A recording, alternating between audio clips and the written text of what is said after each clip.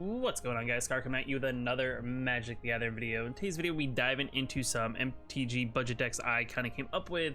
They're all monocolored. There's nothing really splashing any sort of mixture of colors. These are just all standard 2021 legals, so once Thursday happens in the arena, these decks will still be playable. You won't have to replace any sort of cards, though they do not include anything from Zendikar Rising, which I guess in a future video I will do an updated version of these decks. These all are budget friendly, like I said. I think a couple of them play a couple rares at most. Most of them play rares that you do just get from the starter decks themselves. I couldn't remember exactly how many copies each of these cards you do get from the starter decks, so I don't know 100% if the rares that are from these starter decks are accurate. I don't think any of them are more than 2. With that being said, these are on the sense that I don't think there's anything that has more than 4 rares, which is I think the mono green one. But like I said, these do come in the starter decks, and if you only have to make a couple rare wild cards, it's not the worst, I guess, case scenario. I know the wild cards are kind of scarce, so I do apologize. If you want to hold off until Zendikar Rising comes out and, you know, utilize your wild cards that you have stored up for that, I definitely understand. But with that being said, guys, if you like this video, hit that like button. If you want to post more videos, hit that subscribe button. But let's dive into the decks and kind of break down each one. So the first deck up we have here is actually a Loris mono black build. It's a build that kind of, you know, has been something that you may have seen before if you've been playing some MTG Arena, but this deck is kind of like a build that's kind of interesting because it kind of is one of those ones that recur things from the graveyard in a sense. We have a couple unique kind of abilities to the deck. It has some utility in it. Most of these cards are, like I said, are all uncommon and commons that you get from all of the current standard sets. I think the furthest set back is probably Ikoria. I guess there's a little bit before that, but there's not really too much in the sense of what it is. We can kind of break down the concept of what it is. The reason why I play Loris is actually so we can get some of these cards back from the graveyard to then utilize them again, which is good. And we have a couple ways to get back cards from our graveyard if we do not have Loris out on the battlefield. So what the first card up we're going to look at is Arching Vessel here. What it is just the 1 mana 1/1 with lifelink. The thing is, when it goes to the graveyard and if we summon it from the graveyard, we can exile it. When we do that, we get to get a 5/5 black demon creature token with flying. What I mean is, when it comes back onto the battlefield, if we played it with Loris or if we got it back out with Call the Death Dweller, this thing will actually become a 5/5 demon, so we get a big creature for relatively cheap. Another kind of unique setup in the deck is we actually have the Hateful Eidolon. It's another 1 mana 1/2 with lifelink.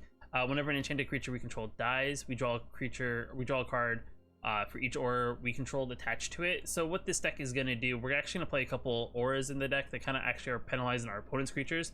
So we have the 1 mana Deadweight, which kind of goes along with the Hateful Eidolon, and what it does is gives target creature -2/-2. Essentially, if in the early game a lot of creatures are very small, this will definitely take out those little small 1-drops, which will instantly trigger this, which will then make us draw a card. The way we get these dead weights back is we actually recur them back with Loris, because Loris allows us to each during our turns we may cast a spell with 2 mana or less from our graveyard onto the battlefield in a sense. So it gets auras and it gets creatures, so we'll be able to get auras back that way. We also are playing Mire's Grasp, which is a 2-drop aura, which pretty much gives target creature -3/-3. You know, these are things that will kind of get those pesky little those little small drops off the battlefield, and we can kind of recur them. Like I said, keep on gaining life, which helps us out. Another interesting thing we got in the deck is we actually have Village Rites, which is a card that we can actually sacrifice a creature, and we get to draw 2 cards. The benefit here is we could sacrifice something like a Serrated Scorpion, which is a 1/2 for 1 mana, and when it dies, it deals 2 damage to each opponent, and we gain 2 life. So as we sacrifice it to do you know, to draw 2 cards for 1 mana, we are now going to actually ping our opponent for 2 damage. We're going to gain 2 life, and we're actually going to draw 2 cards. So that's a pretty good beneficial like effect as well. The other thing too, to get some cards back, we actually have Omen of the Dead, which enters battlefield to return target creature card from our graveyard to our hand. So if Loris ends up dying, we can actually get back the Loris to our hand and then replay it. We can also sacrifice it to scry, dig a little deeper. We also have Falmir Knight, which is an interesting card too, which is a 1 mana 1/1 with Death Touch. This is interesting just because it's a 1 mana 1 with Death Touch, makes it a little bit more awkward for our opponent to attack into it if their things aren't really that much bigger, or don't have first strike, because if this blocks anything that's larger than it, it will also kill it in the process of it doing damage to it. So that's a pretty good card as well. Another couple interesting cards we have here. We have this card here, Lampet of the Death's Vigil. Allows us to sacrifice a creatures, allows us to ping our opponent by sacrificing a creature and us gaining 1 life, which is very good in the late game. We start getting our opponent down really low. We can start sacrificing our creatures and pinging our opponent for damage, reoccurring them with the Lurrus of the Dream Den, kind of cycling that over and over again. We also are running Temoret because it has Devotion to Black. It has toughness equal to Devotion to Black, which makes it a very good chump blocker because its toughness will be very high depending on how many mono black things we have on the battlefield. And we can actually tap 2 mana. We can exile up to 2 target creature cards from graveyards, and we gain 1 life for each creature card exiled this way. So if you do ever run up against a deck that is also recurring things from the graveyard, like if it's playing things like Uro or things like that, you can always just eliminate their creatures. You can also, like, you know, eat things so that their Scavenging Ooze or something like that doesn't eat it. So this deck is playing in a very interesting concept in a sense that has ways to kind of reoccur things for cheap, so it doesn't really require a lot of mana. We're only playing 20 lands, so hopefully we don't really run into any mana issues. Like I said, the most expensive thing in the deck is going to be a Lurrus of the Dream Den, which is going to be 3 mana to get from our our companion pile into our hand, and then 3 mana more to pay it. So we probably won't be able to play it the turn we get it, but in the late game, if we do have a lot of lands, we could always play it and do that. The one other card I didn't go over in the deck, which is also very good. This is one of our cards that allow us to get any card, any 2 cards from our graveyard to the battlefield with a convert mana cost 3 or less. We can give them Death Touch and also Menace on either of them. If you actually get the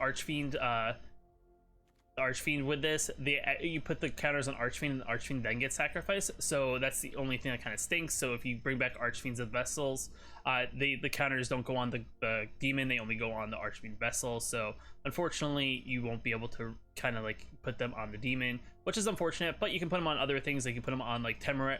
If you get a Temoret back from the graveyard, you can also put them on a Hateful Eidolon, Serrated Scorpion. You know, depending on what you get back, put it on a Lurrus of the Dream Den. Why not? But this deck is very interesting. It has a couple interesting concepts into it, and it's a very cheap deck. Like I said, I think the only rare in the deck is actually Lurrus of the Dream Den, so the budget counter comes in as only 1 rare card and a mixture of common and uncommon cards. It's pretty balanced in that sense, but it's a fun deck to play with. It's kind of like a cool, interesting way to kind of see how to recur things back from your graveyard, reanimate them onto the battlefield, and get certain effects out of it.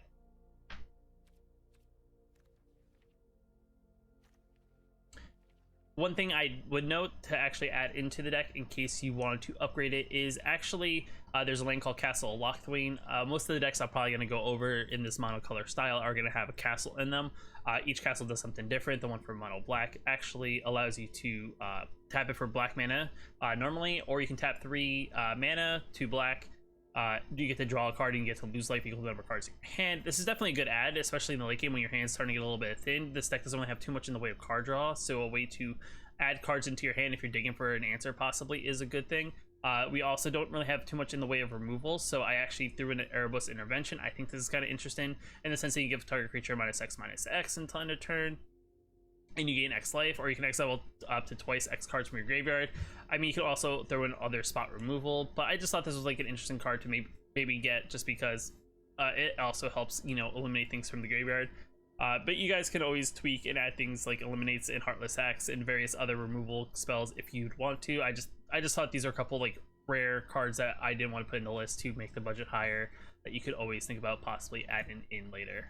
So the next deck up on the list is actually a mono white life gain style deck. The goal of this deck is pretty straightforward. It's kind of like the goal is just to kind of gain some life, help get our Hallowed Priest up into a big creature. It starts as it's a 2 mana 1/1. Whenever we gain life, you get to put a +1/+1 counter on it. Eventually, you know, we start gaining X amount of life. This thing will start to become big. The way we also take advantage of us gaining life is we're actually going to play Griffin Airy, which is at the beginning of our end step. If we gain 3 or more life this turn, we get a 2/2 white Griffin creature token with flying, so we have a way to reproduce tokens. We play Daxos, which is a card that Daxos toughness is equal to Devotion to white. At the same time, too, whenever another creature we control enters the battlefield and or dies, we get to gain 1 life. So in the later game, we will be able to kind of start gain life when things die, and we also gain life when things come in the battlefield. We're combining that with Owl Seeds of Life Bounty, a way to kind of protect our creatures. So if we want to protect our Hallowed Priest, we can always sacrifice this for 1 mana. Target creature or enchantment we control gains protection of a color of our choice until end of turn. So if they try to do a spot removal or a bounce spell, we can always protect it from that color in response, so they can't actually target it. The spell fizzles out, and then the thing stays on the battlefield.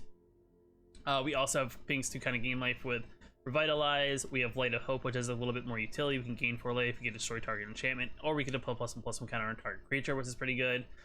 We added in Basari Solidarity, which gives each creature we control +1/+1, which makes a lot of our Griffins bigger, makes our Hollow Priest bigger, makes our little small like 1/1 drops that much bigger.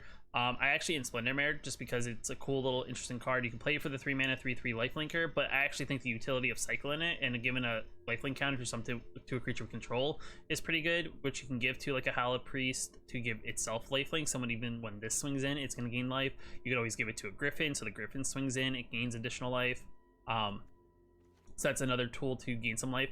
We also add in Rally of the Throne because this creates a lot of 1/1s. To combine this with a Daxos, we're going to gain 1 life for each 1/1 that comes in, or we gain 1 life for each token that comes in the battlefield.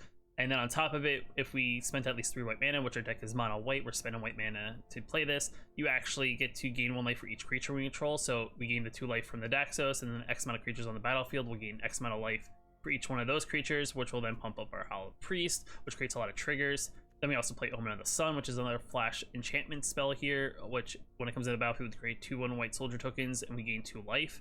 Yet again, triggering, you know, the Hallowed Priest from the life gain. If we have Daxos on the battlefield, it triggers even more, which then triggers back the Hallowed Priest, which is it starts making the Hallowed Priest very, very big.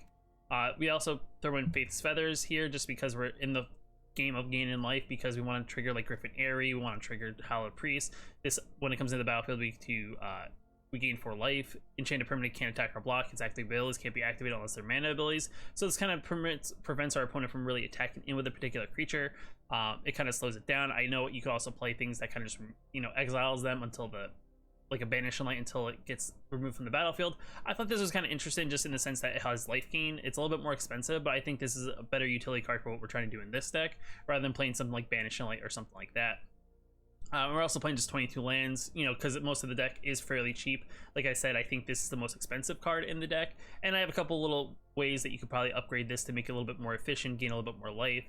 But, you know, like I said, I want to keep it on the budget friendly side. I actually don't think this deck is literally playing a single rare, so the sideboard itself has rare. So depending on your wild cards, you could always technically, you know, throw in a couple of these to make it better.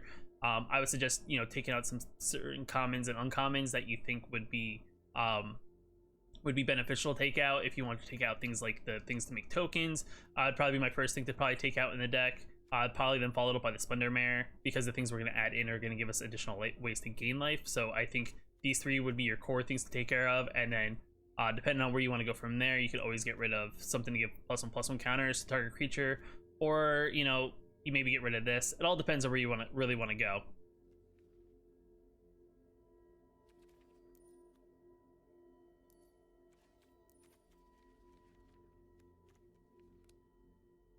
So in our sideboard, we actually add in a Shadow Spear. You can add in multiple, but it's a legendary artifact, so you can only have 1 on the battlefield. So you can add either 1 or 2, I would say is probably the best. What it does, it gives a quick creature +1/+1. It now has trample, it now has lifelink. We can actually make our opponent's creatures lose hexproof and indestructible in a turn. So if they decide to have any weird tricks to give them indestructible, you now can tap 1 and make them lose that ability. But this pretty much allows our Hallowed Priest now to swing in and trample over our opponent, and also gain life as well, which makes it very, very good. Then I also think about adding in Basari Ket, just on the basis of its 3 mana Planeswalker. Give it to put a +1/+1 counter on target creature. It gains indestructible end of turn, which is very, very good, allowing us to attack in aggressively and, you know, preventing whatever we're attacking in with from dying. So if we want to attack him with a life linker to gain that life, and then we pretty much make it indestructible, so we're going to give 1 additional life, plus, you know, pumping up our things. The -2 is okay for each whenever 1 or more non-token creature attacks this turn. Create that many 1/1 white soldier tokens that are in play tapped and attacking, which is very good if we're getting very aggressive. The -6 is also really, really good. So what the -6 does is at the beginning of our combat turn, create a 1/1 white soldier token, then put a +1/+1 counter on each creature we control. So pretty much what this does is right before we swing, we're going to get very, very aggressive. Everything's going to become that much stronger, and then, you know, we're also going to get a white soldier token. So this is just going to be an emblem that's going to last forever, and if they can't deal with the Basari Ket, it's something that can get out of hand very, very quickly. Another route you could go if you don't really want to go into the heavy like Planeswalker and things like that, you can always play Glorious Anthem, which is a 3-mana enchantment. Which this is going to do is give all our creatures +1/+1 across the board, which makes everything just that little bit like that much more stronger. It's definitely a good card, especially with tokens in the deck. So this is something you could always strive for if you want to keep like the token idea of the deck around. But it's a unique card in the sense that just makes everything just that little bit more stronger as a status effect, or a global effect, I should say, rather than a direct one creature effect. Another card that's actually very good for this deck because of the lifelink is Heliod. This is actually a card that probably could replace like the Solidarity, just on the basis of it's indestructible. If our devotion is less than 5, it isn't a creature, but it can become a creature if we have devotion more than 5. We are playing a lot of mono white cards, so it could definitely become creature at some point in the mid game. And then whenever we gain life, we get to put a +1/+1 counter on target creature or enchantment we control, which means you can pretty much put a +1/+1 counter on this. So when it does become a creature, it's already bigger than what it is. And on top of it, we can activate for 2 mana, make another creature gain lifelink until end of turn, which is very, very good, which we can give to any of our big creatures. So even if our Hollow Priest doesn't have trample, we can always give it lifelink. So then it's going to just gain us a big chunk of damage, which is very, very strong. So this is something that you may want to strive for at first, just because it helps benefit the whole deck as a whole, even if maybe you don't want to get like all this stuff that's around here. Then to follow it up, we got Linden, the Steadfast Queen, which is a 3 devotion mono white card already, so it costs 3 mana to cast. It has vigilance, and whenever a white creature we control attacks, we gain 1 life for each attacking creature essentially. So when you attack in with a swing, you're swinging in 4 creatures, one of them possibly being a Hollow Priest. Each creature attacking, we're going to gain 1 life for each one of them, which then adds +1/+1 counters then to the Hollow Priest. So the Hollow Priest could be like a 2/2, and all of a sudden we're attacking with 4 creatures. Now the Hollow Priest is up to a 6/6, which is very, very good just because we gain 4 life, which triggers each one of these gain life +1/+1 counters. And overall, it helps us out with the devotion with Heliod. So I would probably suggest if you were going to look to upgrade, I'd probably go from the Heliod then to the Linden. And then figure out, whether you want Shadow Spear or Basari Ket, and just maybe add in a couple copies of either one of those into the deck. And then another card here in the deck, which I think is also beneficial because it helps us out with tokens in the later game when maybe it's a little tough and we're kind of like drawn a little bit dead, but we still want to keep bodies on the battlefield, is that, you can add in like a Castle Ardenvale or 2. What it does, it's another one of those castles that it comes into battlefield unless it comes into battlefield tapped, unless we control planes, which our whole deck is full of planes. It adds white mana, or we can tap for 4 mana and we get a 1/1 white human token creature onto the battlefield.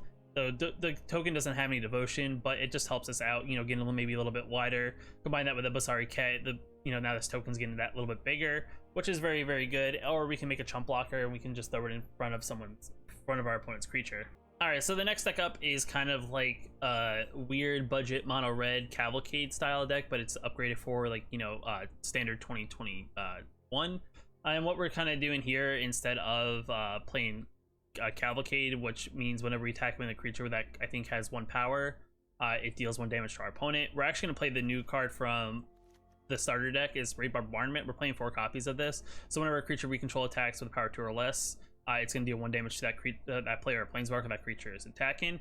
So if their opponent is playing planeswalkers, it's going to ping that planeswalker that creature is attacking for 1 damage, even if it doesn't do damage automatically. And then whatever additional damage happens after that. And what we're doing here is we're just playing things to get the board very, very wide. We were playing a little bit of spot removal. We got Infuriate to pump up things. We got Shock.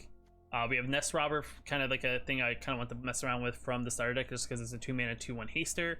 Eventually you can always upgrade into like Robber the Rich or Forbidden Champions, but I feel like this is an okay like haster for 2 mana. We actually are playing Raking Claws just because you can surprise your opponent. Since we don't have Embercleave in the deck, Raking Claws is a decent instant speed spell to kind of like give one of our creatures double strike. So if they don't block, like let's just say don't block our Annex of the Harden in the Forge, we can always give it double strike and surprise them, because maybe they don't realize we're playing a budget version and we swing in maybe for 5, then all of a sudden turns into 10 because of double strike, which is very good.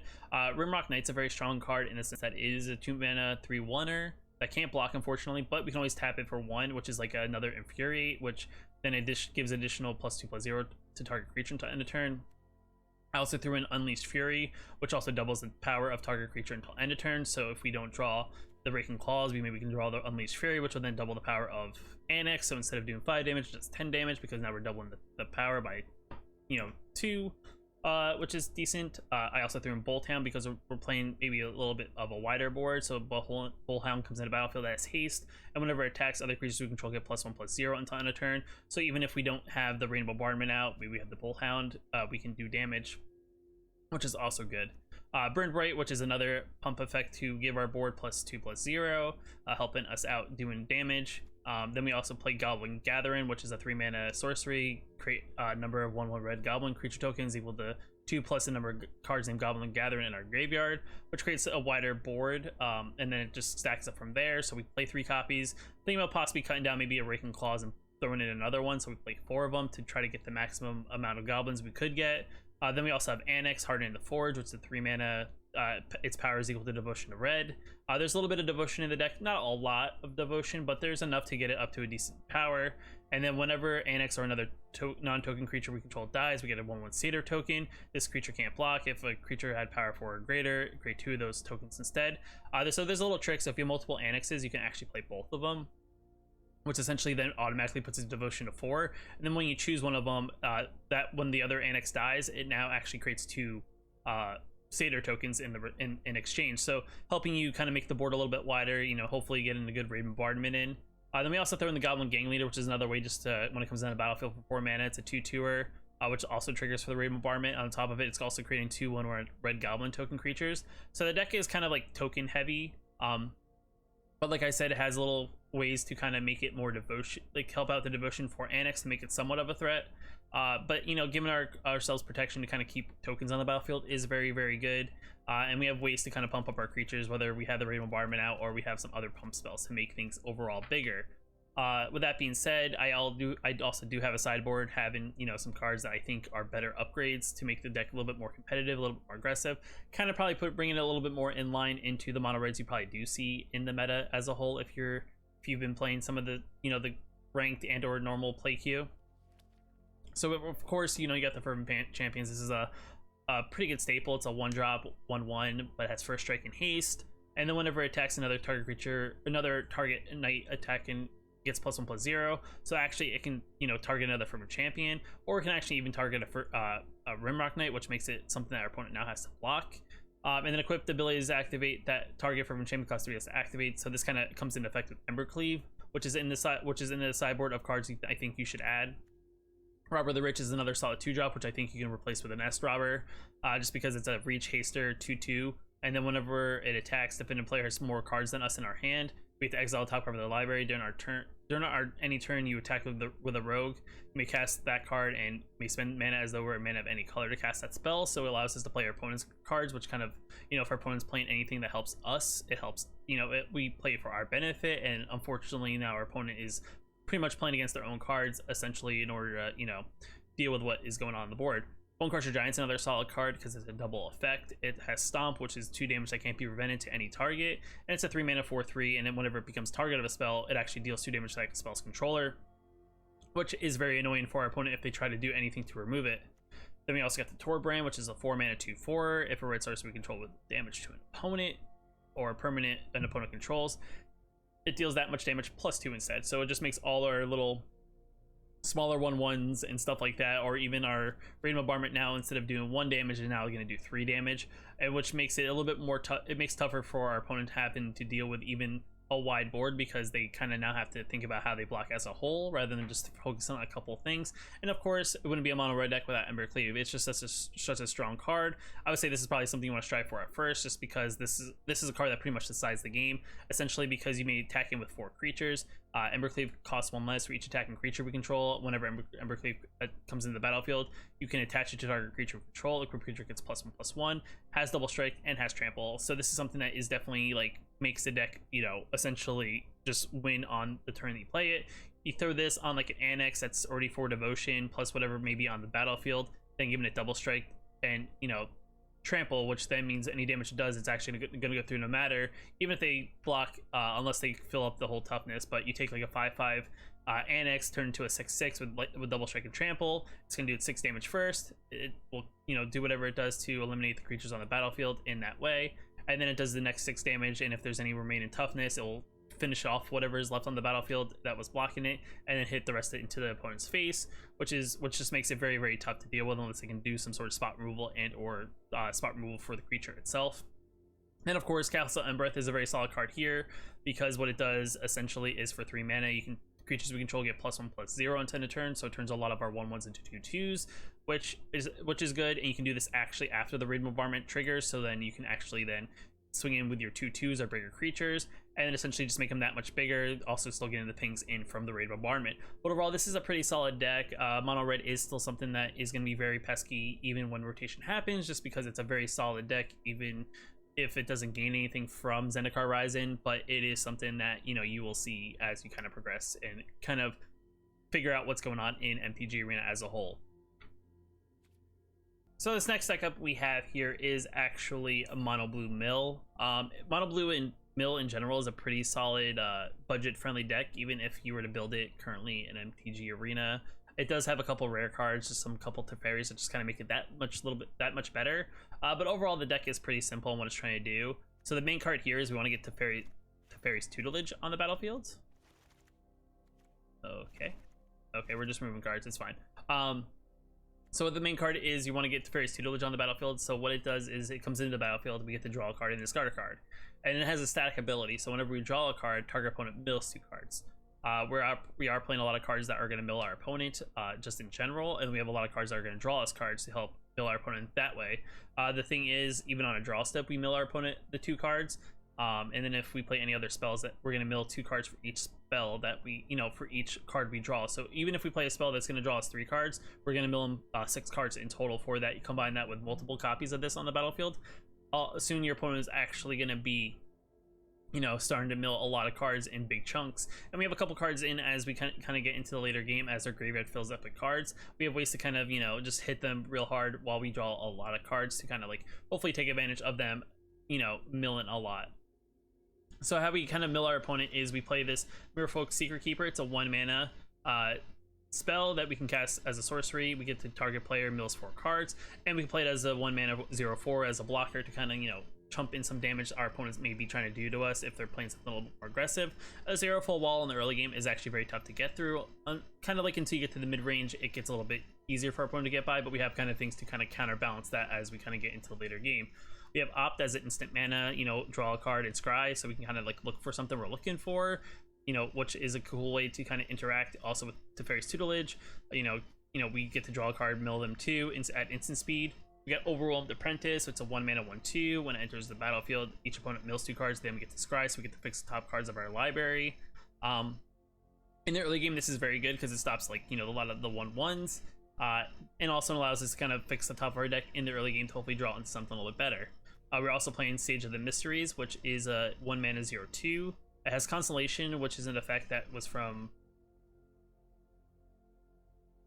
the set that pretty much whenever we play an enchantment, whenever an enchantment enters the battlefield under our control, target players mills 2 cards. So we actually play a few enchantments. If we play this early and then play Teferi's Tutelage on turn 3, we're going to mill for this card, and then we're going to mill for Teferi's Tutelage. We play Stern Dismissal because I think it's better than Unsummon currently, just because it can target creature or enchantment an opponent controls, and we get to bounce it back to their hand. Unsummon only does creature, so I'm going with Stern Dismissal just because I think it's just that much better.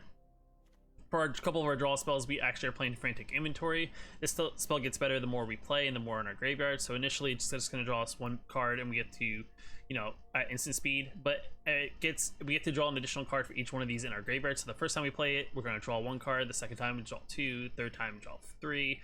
4th time we draw 4, and that's kind of one of those things. And it's kind of like if our opponent can't do any things to spot removal things in our graveyard, this thing's just going to get stronger and stronger for each one of these that end up in our graveyard. We also then play Omen of the Sea, which then also triggers Sage of Mysteries because we get to scry 2, and then we can draw a card. And we can also, in the later game, we can also tap 3 to sacrifice it to kind of scry 2 if we're really looking for something to finish off our opponent. We're only playing 3 copies of Didn't Say Please, which is counter target spell. Nicola mills 3 cards, so it's kind of like a counter that mills our opponent. Kind of works with our deck with what we're trying to do. I'm playing 4 copies of Sleep. I think you have to actually craft a couple more. I don't know if the starter deck comes with 1 or 2, so I would say you got to craft like two more if you want to play this. But what it does is going to actually tap down our opponent's creatures and makes those creatures not untapped during our opponent's next untap step, which slows down our opponent much more, which kind of like essentially it's like a slower fog kind of ability, so it's kind of slowing just our opponent's board down a little bit, even if they're playing something very, very wide, which hopefully allows us to kind of take advantage of this and kind of get some mill action happening. So hopefully they get to a point of slowly milling out as the game goes on. 20 lands is what we're going with, just because we're drawing a lot of cards in the deck, and really the most expensive card in the deck is probably the sleep and Into the Story, but this actually gets cheaper as the game goes on. So 20 cards I think is a decent number to go with. And then Into the Story is like a good mill draw card. So initially it costs 7 mana, but the spell costs 3 less to cast if an opponent has 7 or more cards in their graveyard.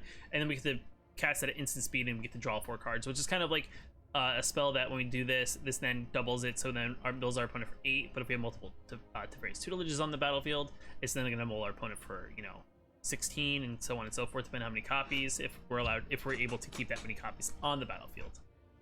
So essentially the goal here is just to kind of just like annoy your opponent by milling their deck.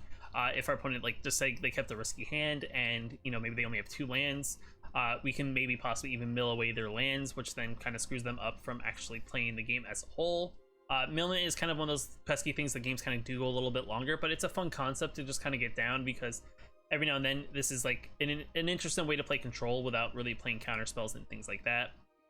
So moving on to the sideboard of things you can add in that I think you could overall make the deck better. I think Brazen Borrower is probably a little bit better just because it can target not only permanents, so if there's something that they put on the battlefield that makes things annoying, you can always bounce it back, whereas Stern Dismissal can only target creatures or enchantments. So this is kind of like one of those things, and if you want to be a little bit more aggressive, you can always tap it for its 3 mana after you've already paid the Petty Theft. You can actually make a 3/1 flyer, which can either be a blocker or you can just deck in for damage. Teferi Master of Time is another good one, just because we can +1 to draw a card and discard a card, and we can do this on our turn and our opponent's turn, so we can actually gain 2 loyalty a whole turn. Every other turn, we can gain 2 loyalty on our turn and their opponent's turn, and then by comes back, being then bring it all the way up to 6 already.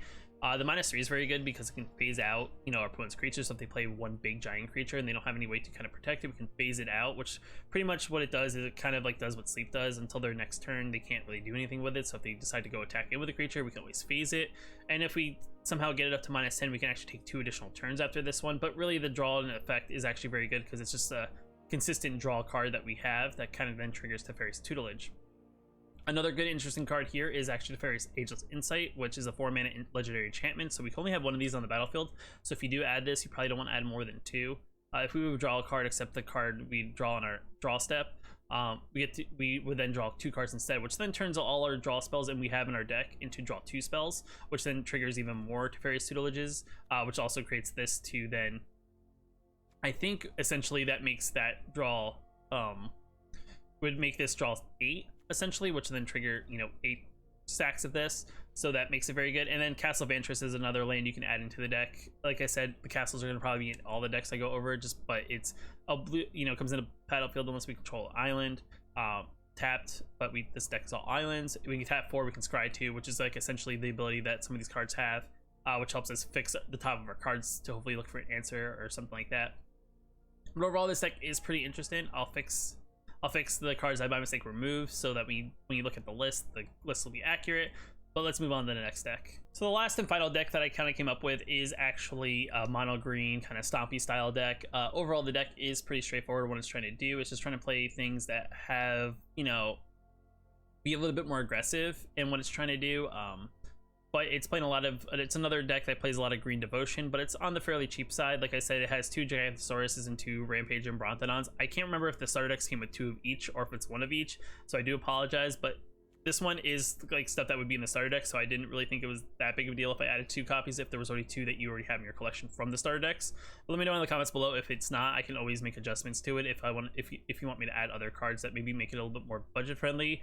I mean, for the most part, you could add in things like more Pride Milkins, which is a card that enters the battlefield, put a +1/+1 counter on target creature we control, and each control +1/+1 counter now has Trample, which is something you could always do because it looks like I'm only playing 2 copies. So there's things you can do in that sense if this is something you may not have extra copies of if I got the numbers wrong. But the most part, what I'm trying to do here is we got a 1-mana sorcery spell. We have to look at the top 3 cards of our library. We get to reveal a creature or land card among them, put it onto the battle, put it into our hand, put the rest on the bottom of our library in any order. So this helps us kind of, you know, look for an answer possibly if we're like short of mana in the early game, or if we're looking for a creature in the late game, trying to get something like maybe our Gigantosaurus or even a Rampage and Brontodon onto the battlefield. So that's very good. We've got the Chain Wheeled Airclair, which has a reach, so it's a 1/2. When it enters the battlefield, it deals damage equal to its power to target creature with flying opponent controls, which could actually be pretty decent if our opponent's playing things like Brazen Borrower, like you saw in the mono blue deck that I had in like the sideboard option. So the ability to actually ping something in the air is very good. But really the whole point here, it's a 1/2 with reach, so it kind of stops anything if they try flying over in the early game. We can escape it by exiling 4 other cards for 5 mana, and then it comes in back onto the battlefield.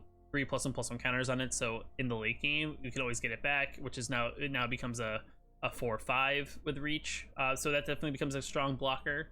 I added a Wildwood Scourge, which is another interesting card here. In the early game, you know, it's not very big, but in the late game you can always tap the X and, you know, and green for whatever mana you have open. It comes on the battlefield, X +1/+1 counters on it, and then whenever one or more +1/+1 counters are put on another non-Hydra creature control, put a +1/+1 counter on Wildwood Scourge. So essentially in the late game, it will take benefit of things getting +1/+1 counters on it, which actually goes with the Renata, which is another interesting card here. Its power equals to Devotion to green. A lot of our creatures on our deck have a decent amount of devotion to it, whether it's 1 or 2 or even 5 for the Gigantosaurus.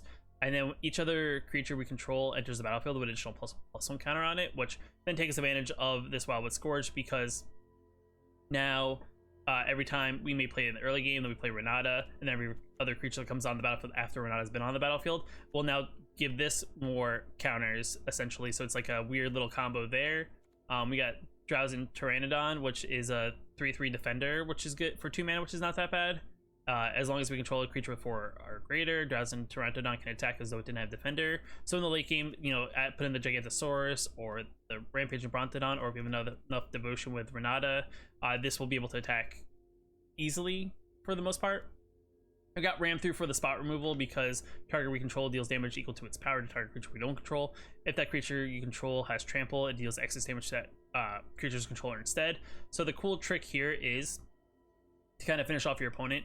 If you want to attack with your Rampage and Brontodon in the end game, so you swing in with this. If they throw a chump blocker in here, what you can do is then inverse, like as they decide blocks, you can tap like 2 mana. Rampage and Brontodon is going to get +1/+1 for each land we control, so it's going to be at least 7 because we don't really have too much ramp in the deck. So it's going to be a 14/14 with trample. We play Ram Through on the creature that is blocking it, or another creature, maybe that's blocking like a Gigantosaurus or something that doesn't have trample, and essentially make this deal damage to that creature. This has trample and it's going to trample over for that 14 damage plus minus whatever toughness it has. Then this is going to hit for its damage plus the trample that's going to do over. So it definitely creates a very interesting situation and synergy there. I mean, it's really just a really strange late game synergy, but it's very, very interesting. Another card I added into the deck because I think it's interesting to help with that whole trample and ram through ability is actually the Garruk's Uprising. Enters the battlefield. If we control a creature power 4 or greater, we can draw a card. Creatures you control have trample, so it gives all our board in general cross trample, which is good. Whenever a creature with power 4 or greater enters the battlefield under our control, we get to draw a card. So in the later game, when we start getting to our Gigantosauruses and we get to our Rampage or Brontodons, I think Renata will trigger it if our devotion's high enough. So that's very good. And essentially, when Renata's out and we start playing things, this will actually trigger the Garruk's Uprising, because I think these creatures then will get a +1/+1 counter, which will trigger the Garruk's Uprising, which is also very good. And then just giving everything trample just makes it much tougher for our opponent to chump with their small creatures to try to block out our deck. Then to follow it up, we have the Hornbrush Mentor, which is a 3 mana 3/3. Enters the battlefield to put a trample counter on target non-human creature we control. So we can give something like our Gigantosaurus trample, and so it's a 10/10 for 5 mana. Now it's trample. And then we can tap 3 mana, tap it, and put a +1/+1 counter on each creature we control with trample. So if we have this out, and then we play this, and then we have something, our whole board is trample, we can always tap 3 down, and our whole board now will just gain +1/+1 additional damage, which is very good. Then we also have Pride Malkin, which is a cool, interesting ability because it enters the battlefield to put a +1/+1 counter target creature we control.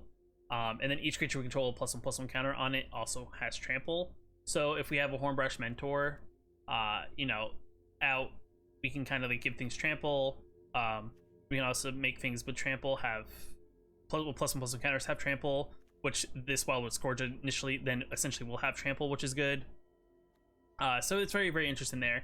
And we also play the Thrasher and Brontodon, which is an interesting spot removal card. It's a 3-mana 3/4 dinosaur, which makes it a very strong blocker, but also has a 1-mana sacrifice ability. And then we get to destroy target artifact or enchantment, which I think is pretty key, because if you play against a deck like, you know, one of the adventure decks that play like Lucky Clover, it's a good way for some spot removal. It also gets rid of Embercleave or other enchantments, maybe a Banish Sunlight or something like that, that may try to like slow down our deck as a whole.